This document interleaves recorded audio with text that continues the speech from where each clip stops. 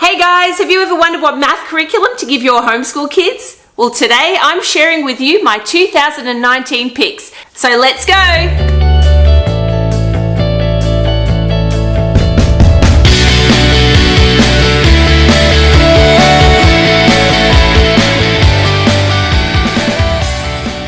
Hi guys, it's Prodigy here from Aussies Do Down Under Homeschool Season, and today we're talking all things math curricula. So, just a couple of side notes before I begin. I just want to note that we don't use any particular math program as a standalone program. We have quite a few different programs and we use them all at different times in varying degrees. Sometimes we'll do more of one, sometimes we'll do more of the other. There's a couple that are just staple everyday ones, but I'll show you all those today. Another side note is that both of my children have varying degrees of dyslexia, so this does influence my choices when it comes to curriculum, and math is no different. And one of my children is highly gifted, especially in mathematics, so that also influences my choices. So keep that in mind when I'm showing you these curricula today. So let's begin. I'm starting with timestables.com. Timestables.com is an online course that's free of charge. You can use it on any device as long as you have an internet connection. Now, we use timestables.com as like a little bit of a warm-up. It helps my children get their times tables into their heads early on, start the day really open-minded and ready for mathematics. I love the interactive nature of it. I love that it has a lot of games attached to it, and I'm going to show you a little bit about it now. So, if you look at the front page of timestables.com, and I'll choose the 7 times tables, you can choose whichever one you want. So if they're struggling in a particular one, then choose that one. But we do a different one sort of every day. You then come to the 5-step plan. Now it starts off with the times tables written down perfectly with the answers there. And what they want you to do, or what they want the kids to do, is just view those times tables, read them, say them out loud, and do that a few times until they've got them in their mind. Then on step 1B, they put the times tables into sequence. Start with them all there, but without the answers. And they just want the kids to start writing down those answers or typing down those answers so they get them in their mind. On step 2, as you can see, they have the questions again, but they've jumbled up the answers this time. And all they want is to get the kids to drag and drop the answers into the appropriate box where they're missing. So I find this really great for just jumbling up so they're not getting used to learning them in that order that they usually learn them in. And that way they can recall them a lot easier. Now they can also check their answers at the bottom, and if they need to practice again, they can do that as well before moving on to the next step. Now step 3 is a shuffled approach. So they've got all the questions again, but not in order this time. So it's really helping them to, again, learn them and not in sequence. So they're not just remembering the sound of the sequence. They're now really honing in on learning the answer to each particular one. Again, they can check their answers, and then they move on to step 4, which is a multiple choice. Now, the multiple choice has 4 choices. It gives them the question, and then they can choose which answer best suits that question. And on the left-hand side, you can see that it will tell them how many they got right out of 15 and how many they got wrong out of 15, and it will also give them a percentage of how much they got right as well. They then move on to the next one, which is a diploma section. So now this is like a little mini test. It gives them 24 questions. They need to answer every single one correctly, and if they do, they get a diploma. Now the diploma is a little certificate where they can write their name on it, and it can be printed off, and you can put that into their folder or their binder just to give them an idea of where they're sitting. You can then also use these if you need to send to government authorities when you need to report on that yearly basis, if that is applicable to you. Okay, so now they move down to the game section. Now the games are really quite fun. My kids seem to really like them. They have a variety of options. So one of those is the burger game, Happy Burger Game, which I'll show you now. Basically what it means is they need satisfied customers. So they have to make the burgers, and they make the burgers by answering the times tables questions correctly. If they answer them correctly, the hamburger is made and the client or customer is satisfied. If they answer them incorrectly, it will come up that the client is not satisfied, and it will give them a score of how many clients were satisfied and how many customers weren't satisfied. The kids really like these games. They're very fun, they're interactive, they're quite simple, and it's just a fun way to learn math. Now, some of the things I really like about timestables.com is that the kids can do it anywhere. If we're at an appointment and we haven't done enough math one day, or they're having trouble with a particular times tables set, then we can pull this out at any time on the iPad and they can do it right there and then. It's a very quick exercise, so it's really good to get them warmed up before you go on to other math problems, especially when times tables are, they're in every other section of math that you do. So it's really good to have those cemented in their thoughts. Some of the other things I like is that you can, on the front page, you can also click a worksheet page. So if you want to, you can print out worksheets and the child can write them, which helps with muscle memory as well. We don't use the worksheets because we have other worksheets that I'm going to show you that we use. And really for us, this is just a warming up exercise and to help just do those times tables on a daily basis. It's quite hard for dyslexic children to learn their times tables, and I find that just doing it every day just helps to get that habit of doing them. So that is timestables.com, free, online, very appropriate and very handy. Okay, so the next program I'm going to show you, or curriculum I'm going to show you, is Life of Fred.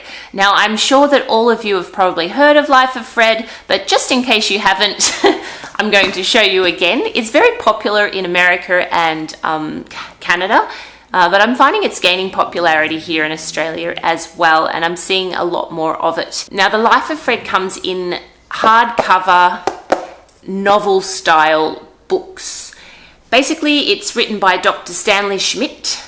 He has written a book about Fred. Now, Fred is a math professor. He teaches at a university, and we follow the daily life of Fred as he deals with math in everyday life. This is one of the things I love about this series, is because it shows the children where math sits in their day-to-day life. If Fred gets his paycheck, he then needs to use that paycheck to either pay for things, save, and all those little things along the way help the child to learn mathematics, but in a more practical sense. So that part of Life of Fred I really love. Now, it's, like I said, it's set in like a bit of a novel, and you're following on that particular day of Fred's life. My son thinks these books are hilarious. I often hear him laughing out loud, which is really quite funny. Some of the things, so this one I've picked up is called Kidneys. They do have strange names, especially the younger levels have strange names. There's Liver, there's Mineshaft.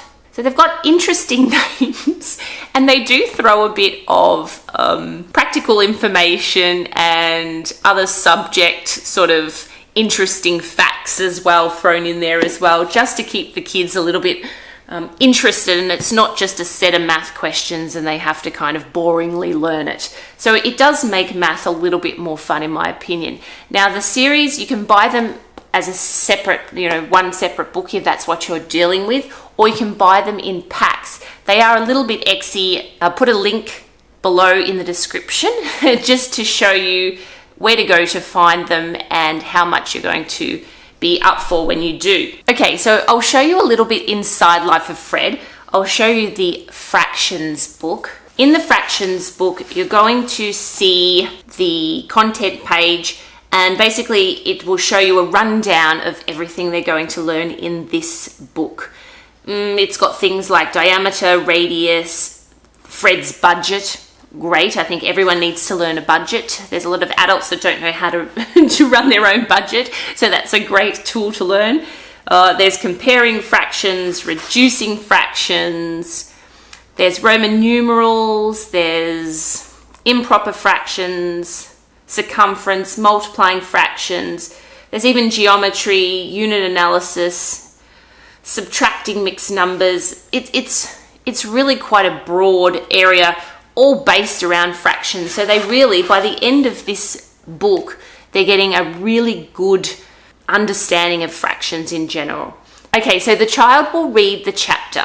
Now the chapters are a couple of pages long or a few pages long. As they read the chapter, they're going to see questions and problems all solved for them, so they get an idea of how to do it. At the end of each chapter, they come to a part called Your Turn to Play.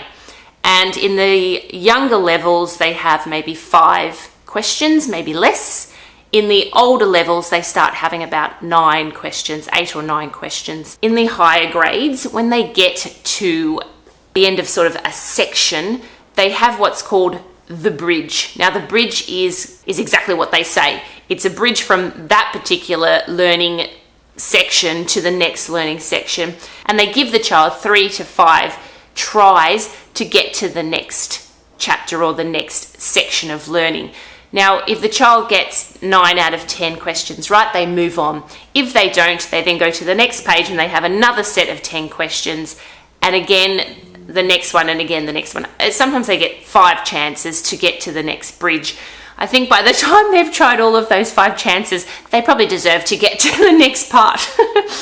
But that's a really good look. They've got all the answers in the books, so the child could actually work by themselves, which is really good. Although I find with my 2 children, I usually work with them on most of it because they do need a little bit of extra help sometimes. However, it is set as a curriculum that they can really run themselves, and they've got the answers in there and they just check the answers as they go.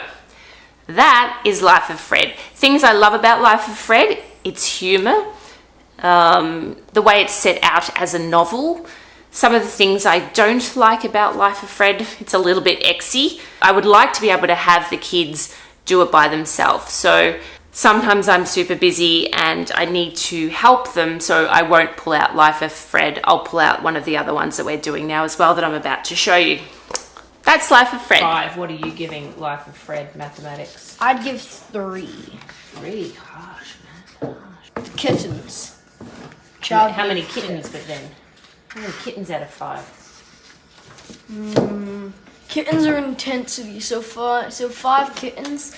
If I give this book 5 kittens, I'm basically saying it's 20 million times better than every other book in the world. Oh. So I'd say half a kitten. On that logic?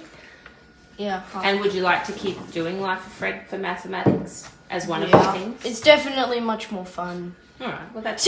So the next one I'm going to show you is called Maths Mate. We are currently doing 4th edition, grade 6.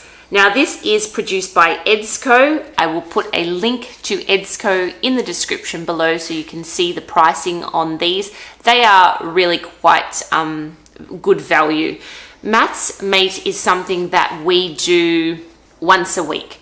They have worksheets, and I'll show you one of the worksheets. So on the front side, there are basic mathematical questions. So the ones you usually see everywhere: times tables, addition, long division, fractions, a little bit of everything.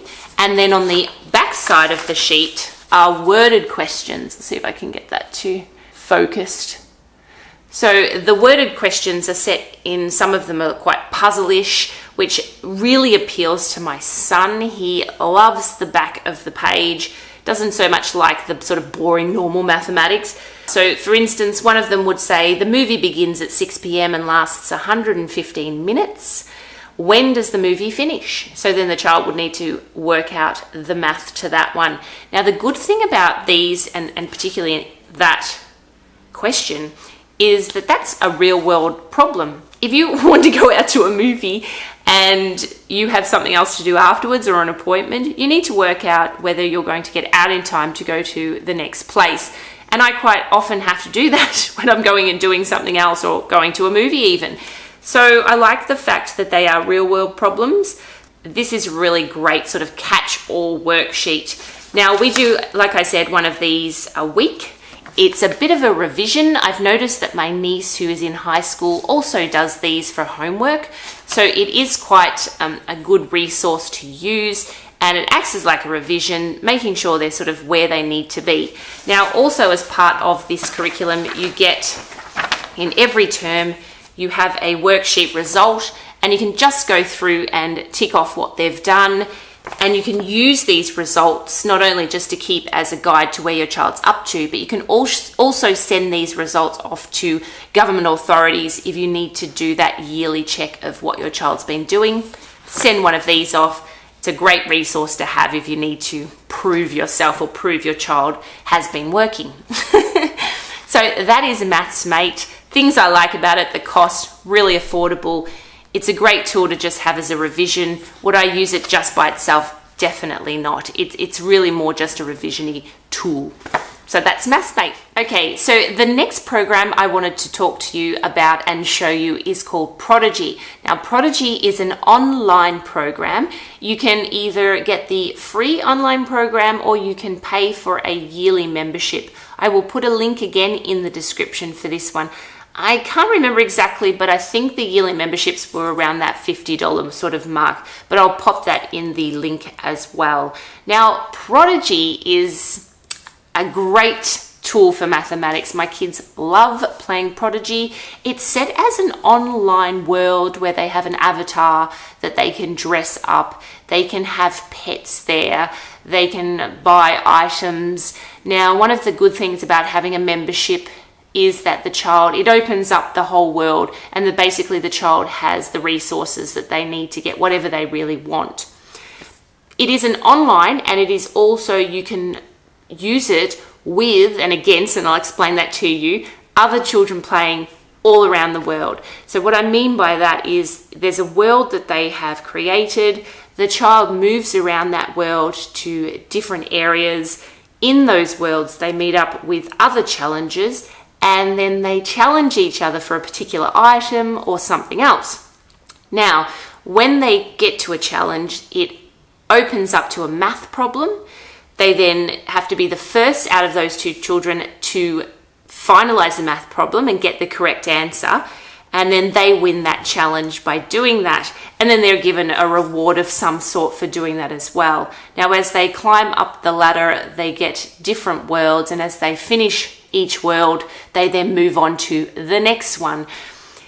It's really good. I really like Prodigy because it's fun for my kids. It has that computer game feeling that the kids love so much these days, but it's also giving math a lot of fun in doing that because my kids enjoy it. The first time we got Prodigy, my kids stayed on it for hours, like a normal computer game, and I had not the heart to tell them to get off because they were really enjoying it, and they enjoy that interactive nature when it comes to Prodigy. Now, when you first get Prodigy, you will do a placement test, and the placement test will put your child where they believe your child is up to. So it's not so much that you have year levels. It puts you where they think your child is up to, and that way your child can move at their own pace. One of the things I really love about this is that if they're quick, like my son, and they just churn through the mathematics, then they can progress. They're not stuck in one year level. And if they need a bit more help and they need a bit more time, then that's also covered. If they haven't quite understood something, it will continue to take them to that area of mathematics until they do understand it, and then they'll move up with that particular part of mathematics. Now, you can, in saying that, set grade 6 or grade 7 mathematics for your child. So if you do want to set a particular area, you can. I suppose in schools, if they use it, they would need to do that. But at home, and being a homeschool parent, I don't see why you'd need to. You just let the child go where they're comfortable with, and then they'll move on. In this, I very rarely need to help my children. You can actually write on the screen to work out your problems, and most of the time they can do it by themselves. Sometimes it will give little hints, as you'll see, and then they can work out really what they need to do all alone. Now, I can also get into the dashboard of this program and see where my children are up to. You'll see I have Sienna and Hunter there in my dashboard, and I can go into either one, set goals if I want to. I can see how they're progressing in different areas of mathematics, making sure that they're always, 85% or above is a great way to look at it. And then I'm also looking at how much they've done for that week. You'll see we haven't done a lot this week because it's holidays here in Australia. And you can also see how much they've done of the curriculum so far. You can also fill out reports, print them out. Another good resource to send to those government authorities when we need to, just to make sure they know that we're actually doing schoolwork.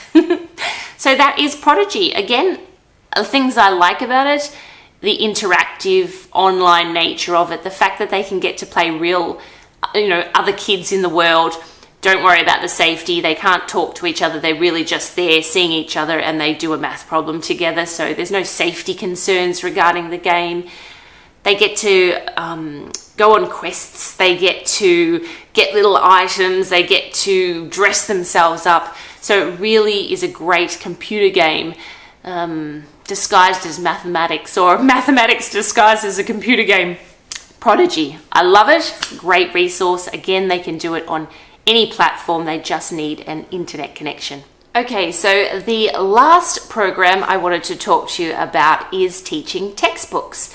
Now, I discovered teaching textbooks on a Facebook site for dyslexic children where a couple of the mums and dads were talking about how great it was for dyslexic kids. So I finally bit the bullet and had a look, and I'm so far really impressed. I can't say a lot about it yet because we've only just started, like literally a couple of weeks ago. But I will say this, it's another interactive online program, and I'll show you a little bit of teaching textbooks as I go. What it is that you have an online program where the child has their own personal dashboard with what they're doing.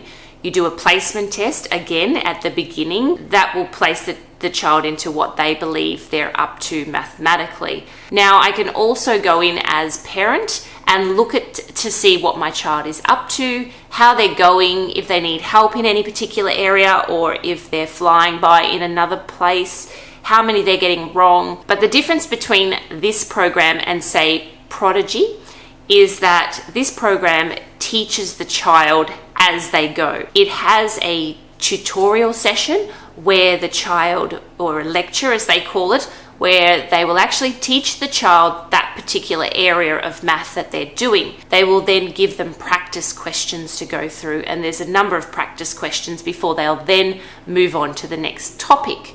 Now, after a few topics, they will then give them like a mini quiz, and then if they pass the mini quiz, they can then move on to the next topic. Things I really love so far. They can have an avatar again, or a friend, a buddy. They can choose a buddy that they like the most. They can also change the background to make it more personal, and that gives them sort of a little bit of control over their environment of learning, which I really like. Now, the other thing I really like is that teaching textbooks gives you, I think, 15 lessons or lectures for free. Now, for me, this is great. The amount of times I will look for curriculum, choose one, buy it. Now, they're never thousands of dollars. I haven't gone that far yet. And because I'm eclectic, I buy bits from here and there. But they are still expensive. And so then if that particular thing that you've purchased doesn't work, you feel like you've wasted that money, which you kind of have. When a program or when a group or a company allows you 15 lessons, which to me is quite a lot, to see whether you like the program or to see if it's going to work for your child, I think that says so much about the program and so much about the company running it. The thing is as well, is you can get free 15 lessons on any year level, any subject kind of thing, which means that, say for someone like my son, who I'm not quite sure what he's wanting to use, we can take a few of them. He can have his 15 lessons for free, and by the time you've done 15 lessons, you're going to know whether you like this program. Some other programs will give you sample sheets, but they're usually half the chapter, half one chapter. or maybe a couple of sheets to see what it looks like. And for me, I don't think it's quite enough sometimes to really know if your child is resonating with that program or not. I really love the fact that this company has gone out of their way to make sure you're going to like it before you spend the money. And we're still in our free period, so I'm still testing it, and so far I'm really quite impressed. The other thing I'm really impressed is, like I said, it teaches the child for you. So for me, when I'm really busy or I have work to do or someone's pulled me away to do something and I have to run off, sometimes I worry that if I leave my kids, they're not going to get anything done. This is different. If I know I'm going to be busy, I can give them teaching textbooks and say, do a lesson or do a couple of lessons for me. Someone else is teaching them, like the program actually is teaching them. They don't need my help at all. They can go over it again if they need to with a teacher online. Not an online teacher, but it talks to them and shows them the examples, and I don't need to be there. So I know that they're doing what they need to do. I can then look over and see how many they got right and how many they got wrong and whether they need to do it again.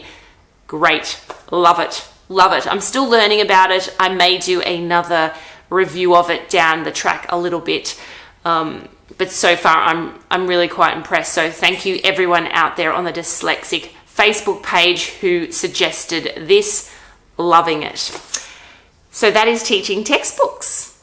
Okay, so that is our math curriculum program, whatever you want to call it, for our homeschool. Now, both my children are in grade 6, but all of the programs I've shown you today can be for any year level.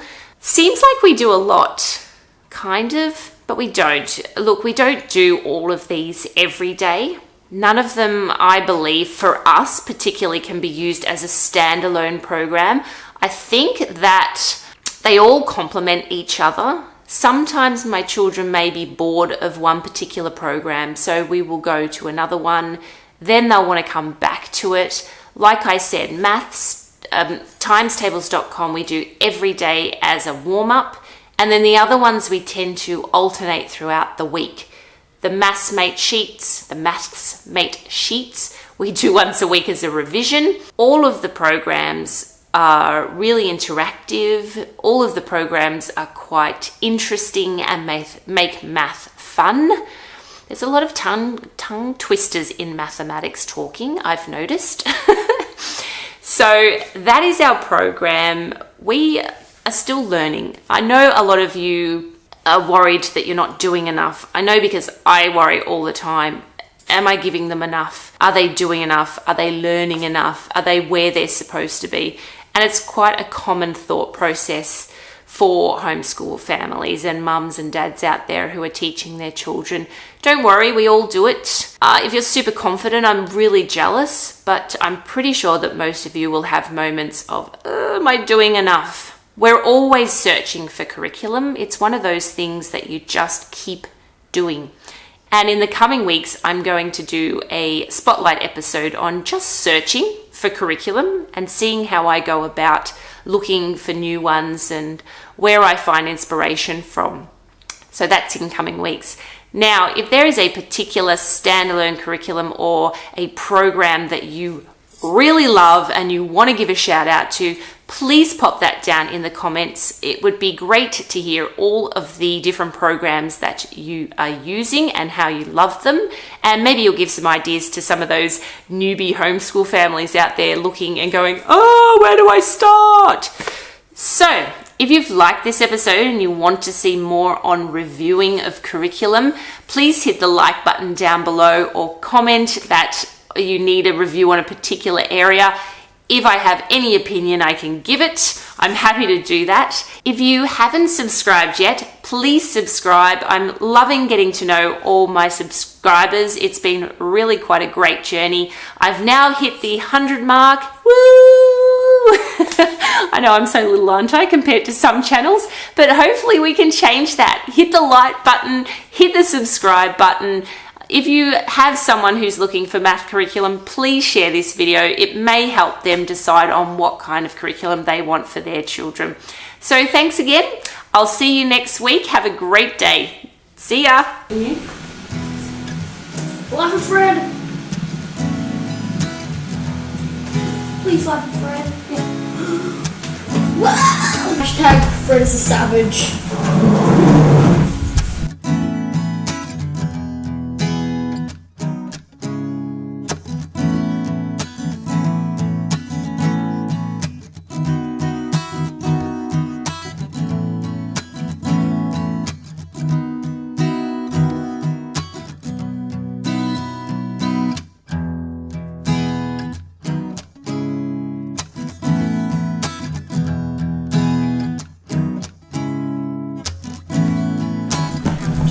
Okay, read it to me. When Fred got back to his office, Kinky was at work doing another oil painting.